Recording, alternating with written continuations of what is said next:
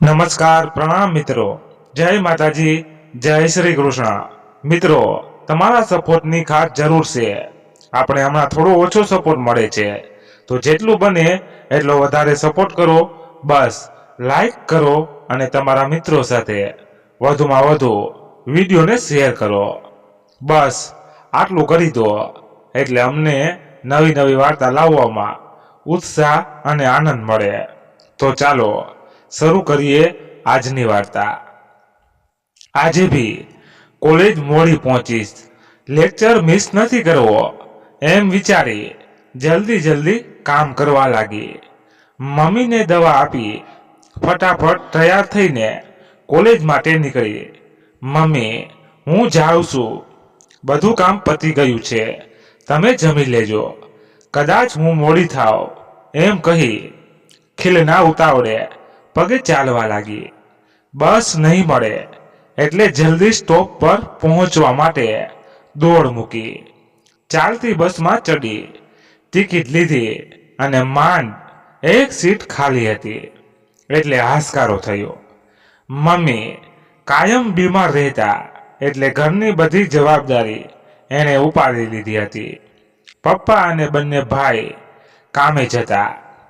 બોટલમાંથી પાણી પીધું અને સ્ટોપ આવતાની સાથે નીચે ઉતરી કંડક્ટરનો આભાર માનીને ચાલવા લાગી. રસ્તામાં એક માજી ભીખ માગતા જોયા એટલે તરત ત્યાં એક ફ્રૂટની રેકડીમાંથી 3-4 કેળા લઈને દીધા. કોલેજ માંડ પહોંચી ત્યાં એની બહેનપણીઓ વાટ જોતી હતી. કેટલી વાર, કેમ આટલું મોડું કર્યું, પ્રશ્નોની મારામારી ચાલુ થઈ ગઈ. અરે, કામમાં મોડું થઈ ગયું. ખીલના બધાના ચાળા કરી હસવા લાગી. એને જોઈ જાણે એની બહેનપણીમાં જીવ આવ્યો. ક્લાસમાં પહોંચી ત્યાં તો મેળાવડો હતો. ખીલના બધાની લાડકી હોવાથી એના આવવાથી જાણે હસી મજાકનો માહોલ છવાઈ ગયો. જલ્દી ટિફિન આપ, શું સ્પેશિયલ બનાવ્યું છે તે આજે, એમ કહી બધા એના બનાવેલ પકવાન પર રીતસર તૂટી પડ્યા. ખીલનાને ખાવા કરતા ખવડાવવામાં રસ જાજો. એની બેગમાં હંમેશા કંઈક ને કંઈક બધાને મળી આવે ખાવાનું. મેડમ આવ્યા, લેક્ચર લીધું અને ચાલ્યા ગયા. કોલેજનો સમય પૂરો થાય એટલે બધા કેન્ટીનમાં બેસતા, ધમાલ મસ્તી કરતા. બધા ઘરે જવા છૂટા પડ્યા. ખીલના બી બસથી ઘરે પહોંચી. સાંજે નાના ભૂલકાઓના ટ્યુશન અને ડ્રેસિંગ ક્લાસ કરતી. આમ પોતાની પોકેટ મની કમાઈ લેતી અને એ પૈસાથી કોઈને મદદ કરતી, મિત્રોમાં જલસા કરતી. કોલેજ એના માટે એક ખુશીનું દવાખાનું હતું અને મિત્રો એની દવા. એને જલ્દીથી ઘરે જવું ન ગમતું અને કોઈને કોઈ મદદ નિમિત્તે ઘરે ટાઈમ કરતા મોડે જતી. કોલેજમાં એના પ્રોફેસર બી એને કામ આપતા, ક્યારેક નોટ્સ બનાવવાની તો ક્યારેક જુનિયર ક્લાસ લેવાનું. ઘરે અને કોલેજની ખીલના તદ્દન અલગ હતી. કોલેજમાં મસ્તીખોર, હોશિયાર, મદદગાર અને બધા પડકાર લેવાની તૈયારી અને ખુમારીવાળી. ખીલના ખીલી ઉઠતી, નાજુક નમળી, કોઠાસૂઝવાળી, નટખટ અદા અને નયનોની મસ્તીવાદી, મલકતું મોઢું અને ચહેરે ફરકતું સ્મિત. ઘરમાંય એક ખીલતો દીવો હતી. એ એના આવવાથી ઘર બી જાણે હસતું ગાજતું હોય. આડોશ પાડોશમાં બી મદદ કરવા જતી, નાના જોડે નાની બની જતી અને મોટા જોડે મોટી. બધાને માન આપતી, બધાના કામ કરી આપતી, હર્ષ ઉલ્લાસ અને ઉમંગમાં રહેતી. આ ખીલના રાત પડે એટલે ઘરકામ પતાવી ઓટલે બેસી તારા જોતી. છતાંય એક પ્રશ્ન રહેતો, આકાશમાં ચંદ્રના આછા ઉદાસે પોતાની દુનિયામાં ખુશ રહેતી કે રહેવાનો પ્રયાસ કરતી. અમીન સાયાની સિબાકા, સંગીત માલા અને ઇલેશ મિશ્રાનું યાદો કા ઇડિયટ બોક્સ ખિલનાનું મનગમતા રેડિયો કાર્યક્રમ હતા. ઘરના બધા ઊંઘી જતા, પણ એની દુનિયા એની ગીતોના સફરમાં નીકળી જતી અને ક્યારે એની સવાર પડી જતી. ઘણીવાર એને બી ખ્યાલ નહોતો રહેતો. બધા હોવા છતાંય એને કંઈક ખાલીપાનો અહેસાસ થતો. એની એક અલગ દુનિયા હતી જેમાં એ હસતી રમતી. આમ ખીલના એટલે નામ જેવા જ ગુણો. બધાને હસાવતી, બધાનું ખ્યાલ રાખતી. પણ એનો ખ્યાલ કોણ રાખતું? રાબેતા મુજબ ઘરકામ પરવારી ઓટલે બેસી ખીલના ગીતો સંભળાવતી હતી. ચંદ્રમાની શીતળ છાયાની મોજમાં ઝૂલતી. એની અલગારી દુનિયાની અનોખી ખુશીમાં ખોવાઈ ગઈ. ત્યાં જ ફોન વાગ્યો. ખીલનાના ઘરે રાતે ફોન રણકે એટલે બધાને ખબર હોય કે આ સીમાનો જ ફોન હોય. સીમા ખીલનાની ખાસ અંગત બહેનપણી હતી. કોલેજમાં એક જ ક્લાસમાં હતા, જોડે રહેતા. છતાંય રાત પડે એટલે વાતો હજુ બાકી હોય એકબીજાને કરવાની. અંધારી રાતે હૈયાનો ખજાનો ખુલતો. બંનેનો સ્વભાવ અલગ. એક ઉત્તર, એક દક્ષિણ, એક શાંત અને એક ચંચળ. તોય બંનેનો મન મેળાપ બહુ જ ગહેરો. એ સમયે મોબાઈલ નહોતા, પુશ બટન ફોન હતા. ચક્કરડું ફેરવીને નંબર લગાડવાનો. રાતે બંનેનો નિયમ સૂતા પહેલા વાત કરવાની. અચરજની વાત એ હતી કે બંને એટલું ધીમું ધીમું વાતું કરે કે એની બાજુમાં બેઠા હોય એને બી ના સંભળાય. રોજના નિયમ અનુસાર સીમાનો કોલ આવ્યો. થોડી ટેન્શનમાં લાગી. ખીલનાનો એક ગુણ હતો, બધાને નિરાતે સંભાળતી અને સાચવતી. સીમા એક ઉચ્ચ કુટુંબમાં ઉછરેલી છોકરી હતી. બધી જાહો જલાલી એસો આરામ હતો એની પાસે, પણ પોતાનું કહી શકાય એવું કોઈ નહોતું એનું. એટલે રોજ રાતે કોલ કરી ખીલના જોડે વાતો કરીને ખાલીપો દૂર કરતી. ખીલના સાથે એને સારું લાગતું, મજા આવતી. સીમા એની બધી વાતો ખીલનાને કહેતી.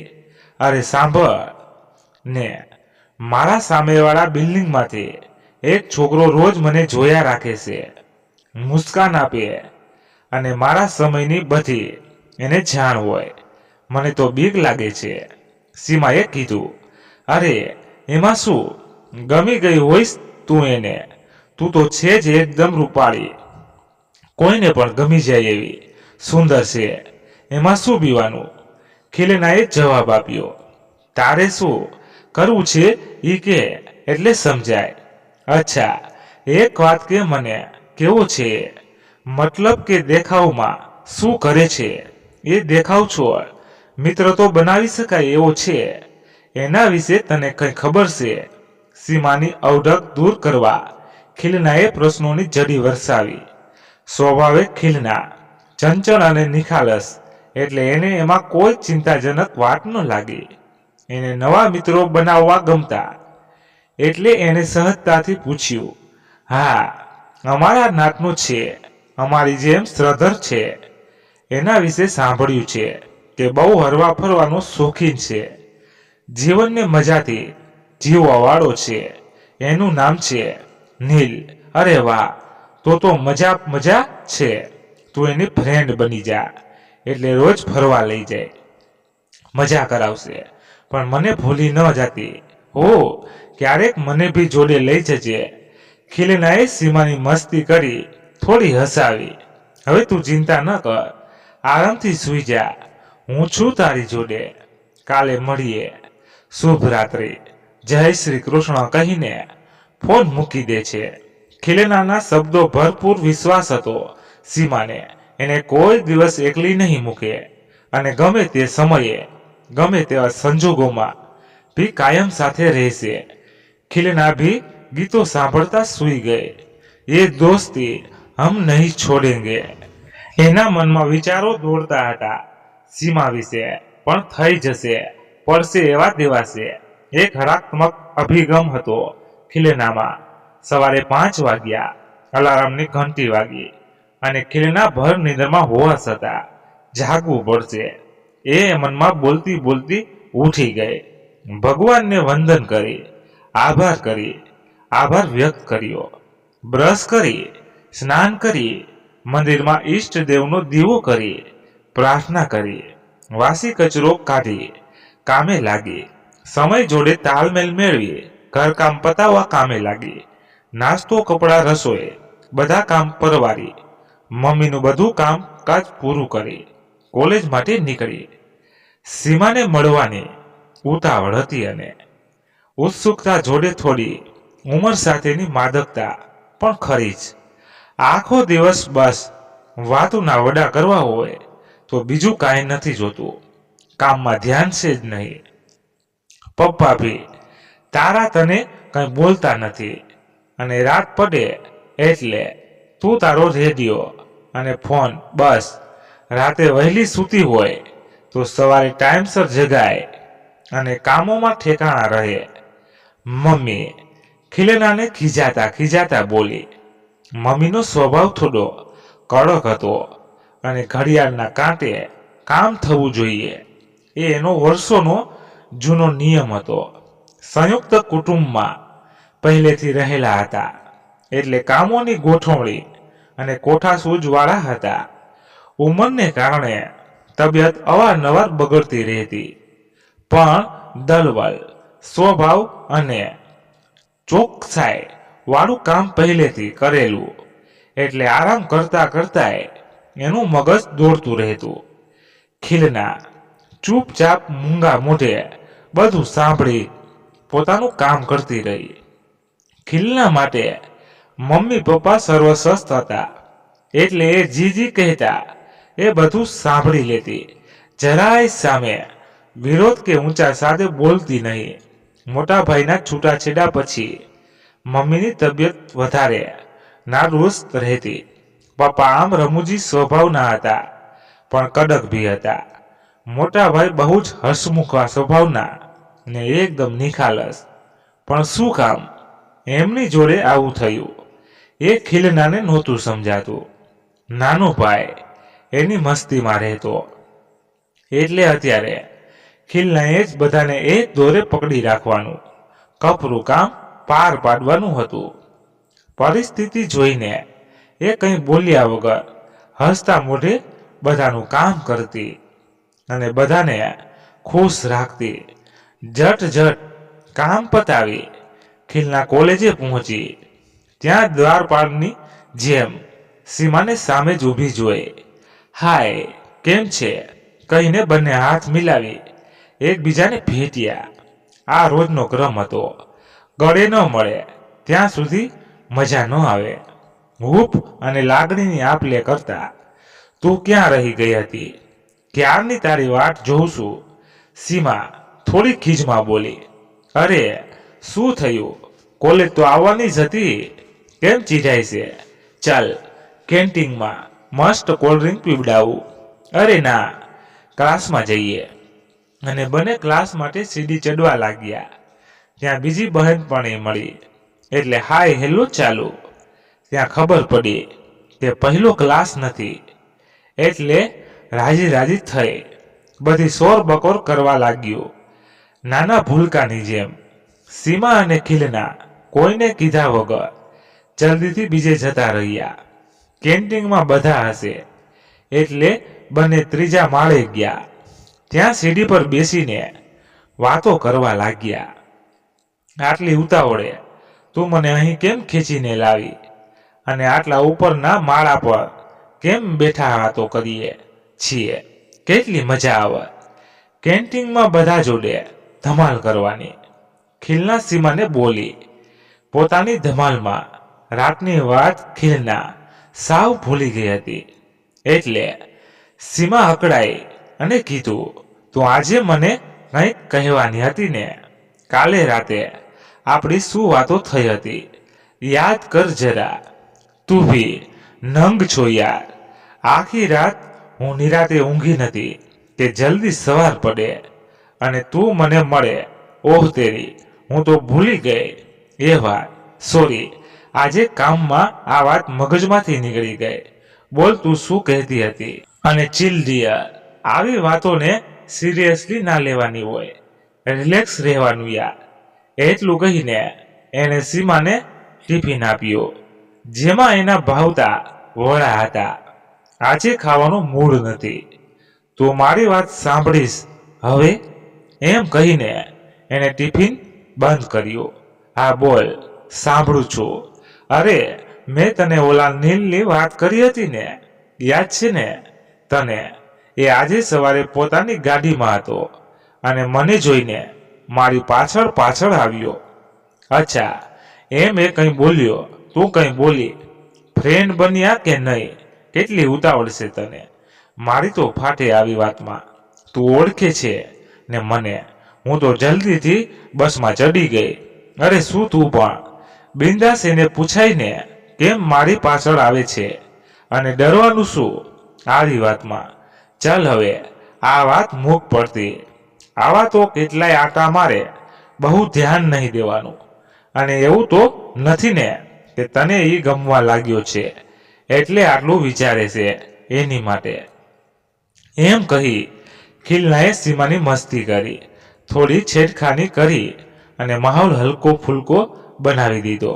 શું સાચે જ નીલને સીમા પસંદ કરે છે? તારો જ હશે. ઉપાડ અને હા, વાતો જલ્દી પતાવ, સૂઈ જજે. ફોન રણક્યો એટલે મમ્મી એમ કહીને અંદર ગયા. હેલો સીમા, હું નીલનો દોસ્ત આશીષ બોલું છું. સામેથી અજાણ્યો જવાબ સાંભળતા ખિલના થોડી ચોંકી ગઈ અને પપ્પા મમ્મી જતા રહ્યા કે નહીં એ જાણવા આડું અવડું જોવા લાગી. કોણ આશીષ?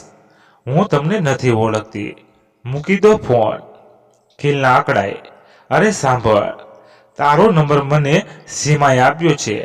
સીમા કેમ આપે તને મારા નંબર? અને તને મારું શું કામ છે કે આટલી મોડી રાતે મને કોલ કર્યો? જે હોય તે મૂક ફોન. એમ કહી ખિલનાએ કોલ કાપી નાખ્યો. તરત જ એણે સીમાને ફોન લગાડ્યો, પણ વ્યસ્ત આવ્યો. મનમાં ને મનમાં સીમાને બે ચાર ગાળો આપી દીધી. શું જરૂર હતી મારો નંબર આને આપવાની? કાલે એની આવી બનશે. વાત જ નહીં કરું એની જોડે, અને ઓલા આશીષનો પાછો કોલ આવે એટલે એને બી ધમકાવીશ. આમ એકલી એકલી બબડતી સૂઈ ગઈ.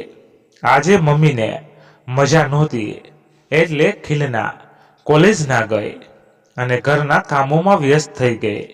સાંજે ક્લાસ પતાવી એ ઘરનો સામાન લેવા બહાર ગઈ. વહેલી આવજે, ક્યાંક વાતોના વડા કરવામાં ઊભી ના રહી જતી, મમ્મી બોલ્યા. સામાન લઈને પાછી આવતી હતી ત્યાં રસ્તામાં એને એની સ્કૂલના જૂના મિત્રો મળ્યા. ક્યાં છે આજકાલ? દેખાતી નથી, મળતી ભી નથી. શું કરે છે? એકબીજાને ખબર અંતર અને જૂની વાતોમાં બધા ખોવાઈ ગયા. સમયનો ખ્યાલ ન રહ્યો. ચાલો પછી મળીશું, એમ કહી ખિલના ઉતાવળા પગે ચાલવા લાગી. હવે મમ્મી ખીજાશે એવી બીક મનમાં પાગરી રહી હતી. કેટલી વાર લાગે સામાન લેવામાં? સીમાના 3-4 ફોન આવી ગયા. તને કીધું હતું ને ઝડપથી આવજે.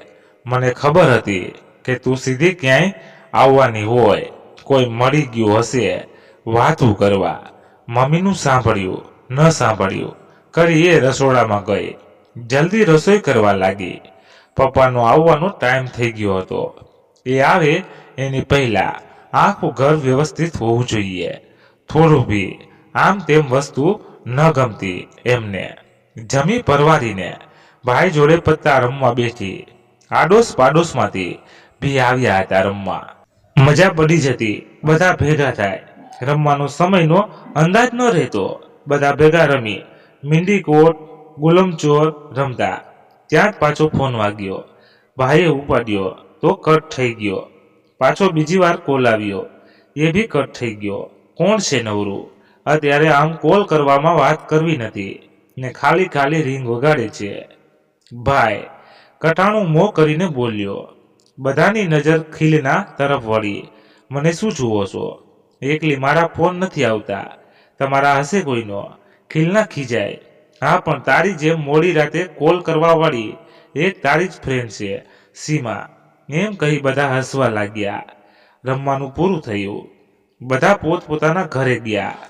ખિલના બી થકી ગઈ હતી, પણ રેડિયોના નશો હજુ બાકી હતો. મમ્મીએ એક બે ગીતો સાંભળીને આવું છું. ગીત તો બહાનું હતું. ફોન કોનો હશે, કેમ કટ કર્યો, એ જ મનમાં ચાલતું હતું. મનમાં હજુ વિચારો દોડે ત્યાં તો પાછો ફોન વાગ્યો. પહેલી રિંગમાં જ એણે ઉપાડી લીધો. કોણ બોલે છે? શું કોણ? ડોબી, હું છું સીમા. મારે નથી બોલવું તારી જોડે. ખિલના રિસાઈ ગઈ. મને ખબર છે તું કેમ ગુસ્સે છો, પણ હું શું કરું? આશિતે તને કોલ કર્યો એટલે ને? મને બી કોલ હતો. અરે હું બી નથી ઓળખતી એને. એ કોણ છે? તારો અને મારો નંબર ક્યાંથી મળ્યો? મને બી નથી સમજાતું.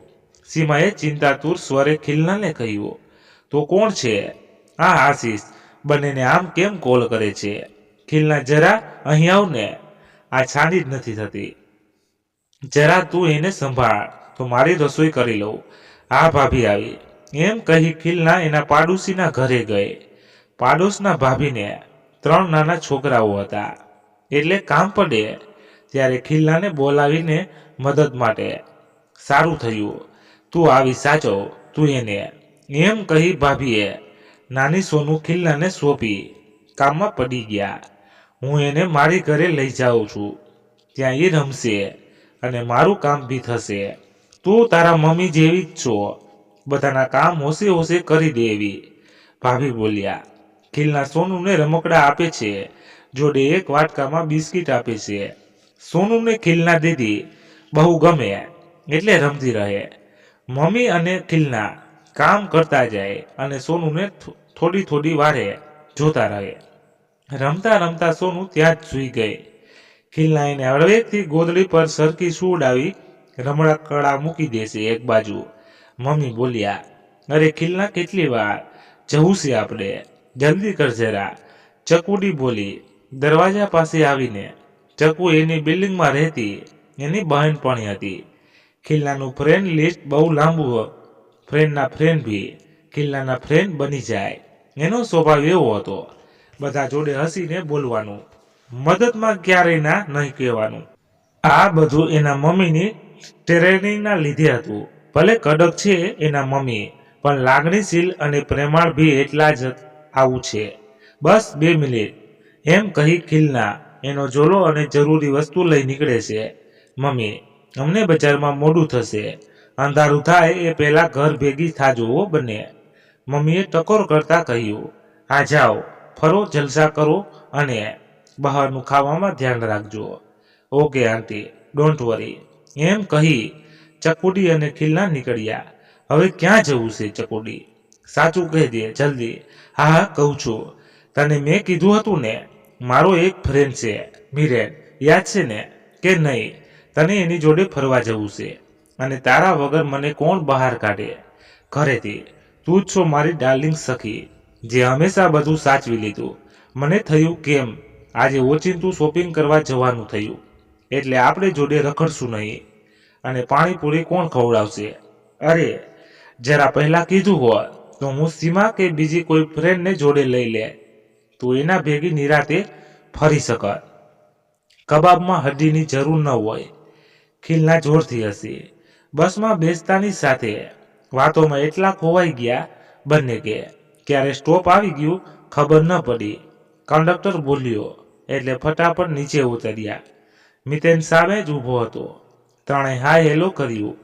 હવે ક્યાં જવું છે મેડમ? એ કહે એટલે સમજાય. એણે ચકુડીને પૂછ્યું. આપણે આટા મારીશું, પછી ક્યાંક બેસીને વાતો અને થોડી પેટ પૂજા કરશું. એમ કહી બધા ચાલવા માંડ્યા. હું જરા આગળ જઈને જોઉં છું, કંઈ ગમે તો લેવાનું. અરે થોડું શોપિંગ કરવું પડશે. ઘરે કહીશું શું? ક્યાં હતા? કેમ વાર લાગી? એમ કહીને ખિલના આગળ ચાલવા લાગી અને આ બંને પાછળ પાછળ. ખિલના પોતાની મસ્તીમાં બધી ચીજ વસ્તુ જોતી જતી અને બંને બહુ પાછળ નથી રહી ગયા ને એની ખાતરી કરવા થોડી થોડી વારે પાછળ જોઈ લેતી. આવી નિરાલી છે ખિલના બધાની અલગ. એને જરા એમ ન વિચાર આવ્યો કે શું કામ મને પહેલા ના કીધું. હવે મારે એકલા જ ફરવાનું કે કંઈ બીજાની ખુશીમાં. એને બહુ જ ખુશી મળતી. વ્યક્તિગત વિચારમાં શું સાચે જ આવું કોઈ હોઈ શકે? આવો સ્વભાવ કે પછી મિત્રતા સાચે જ સૌથી શ્રેષ્ઠ હોય અને એની માટે ગમે તે કરી શકાય. મળવાનો હરખ ચકુડીને અને ખુશ હતી ખીલના. હવે બસ હો, હું ચાલીને થાકી ગઈ અને ભૂખ બી લાગી છે.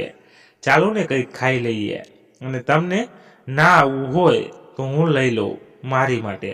You both carry on. આમ કહીને ખીલના ફૂડ સ્ટોલ પાસે ઊભી રહી. અરે ગાંડી, અહીં નહીં, આપણે ઓલી રેસ્ટોરન્ટમાં જઈએ જ્યાંથી મસ્ત દરિયા કિનારો દેખાય છે. દરિયો સાંભળીને ખીલના રાજી રાજી થઈ ગઈ. ચાલ જલ્દી, એમ કહેતા કહેતા ચકુડીનો હાથ ખેંચી ચાલતી થઈ. એ એટલી ખુશ થઈ ગઈ કે મિતન જોડે છે એનું ભાન ના રહ્યું. રેસ્ટોરન્ટમાં ત્રણેય જણ એક જ ટેબલ પર બેઠા અને ખાવાનું ઓર્ડર કર્યું. હું ઓલા ટેબલ પર જાઉં છું, ત્યાંથી દરિયો મસ્ત દેખાય છે. તમે બંને બેસો અહીં. ખીલના થોડે દૂર બીજા ટેબલ પર જઈને બેઠી. એ એકટી છે પાણીની ઓટ જોતી રહી. થોડી વાર પછી એની બેગમાંથી પેન અને ડાયરી કાઢીને કશુંક લખવા લાગી. વેટર આવીને ઓર્ડર મુજબ સર્વ કરી ગયો. નાસ્તો કરવા લાગી. ઓચિંતું એને યાદ આવ્યું કે મમ્મીને કોલ કરવાનો હતો. પૈસાના કાઉન્ટર પાસે એક ફોન હતો. એને ત્યાં બેઠા માલિકને એક કોલ કરવાની વિનંતી અને પરમિશન માગી. એ જમાનામાં ફોન કરવાના પૈસા દેવા પડતા. કોલ લાગ્યો. પપ્પાએ ઉપાડ્યો. ક્યાં છો? ક્યારે આવીશ? એમ પૂછ્યું. હજી થોડી વાર લાગશે, અમે બહાર ખાઈને આવશું, મમ્મીને કહી દેજો. ખીલના બોલી. ઊભી રહે, તું જ તારા મમ્મીને કહી દે. એમ કહી પપ્પાએ ફોન મમ્મીને આપ્યો. મમ્મી ગરદી બહુ છે એટલે મોડું થશે, એટલે તમે જમી લેજો અને હું ચકુડીના ઘરે બી કહી દેજો. હા ભલે, જલ્દી આવજો ઘરે. કામ પતી ગયું હોય તો ખાલી ખાલી રખડતા નહીં. મમ્મી બહુ કંઈ બોલી નહીં, પણ અવાજ ઉપરથી ખીલનાને એવું લાગ્યું કે મમ્મી ગુસ્સે છે, ગમ્યું નથી. ઘરે કહી દીધું છે એટલે હવે ચિંતા નહીં, અને પાછી દરિયો નિહાળવામાં ખોવાઈ ગઈ. એના વિચારોથી આંખો બી ભીની થઈ ગઈ. જલ્દીથી રૂમાલ કાઢી લૂસી નાખ્યા. આંસુ કોઈને દેખાઈ ન જાય એ રીતે વિચારોના દ્રશ્ય જાણે નજર સમક્ષ ઉભરીને આવી રહ્યા હતા, જેને હવે ખીલના ખાડી નહોતી શકતી. એટલે સૂનમૂન બસ બેઠી બેઠી પાણીને જોઈ રહી હતી, જાણે પોતે ગોથા ખાઈ રહી હતી.